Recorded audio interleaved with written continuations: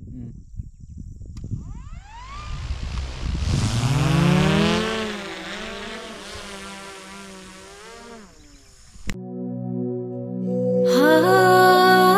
Halang baca namu liklang chung nava